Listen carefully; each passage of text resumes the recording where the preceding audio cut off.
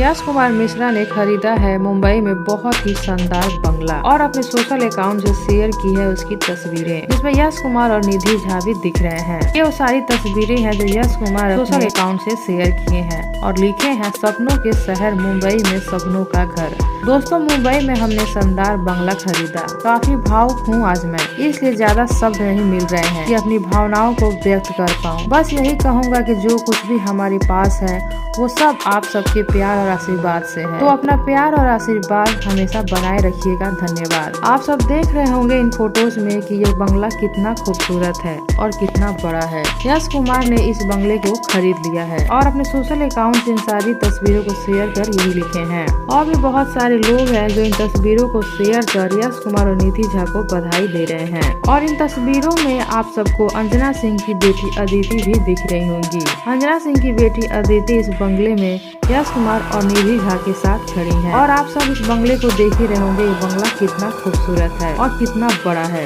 यश कुमार मिश्रा ने इस पूरे बंगले को खरीद लिया है और लिखा भी है सपनों के शहर मुंबई में सपनों का घर। आप सब भी यश कुमार और निधि झा को इस बंगले के लिए बधाई दे सकते हैं कमेंट बॉक्स में। और आप सबको यश कुमार का ये बंगला कैसा लगा कमेंट बॉक्स में जरूर बताइएगा।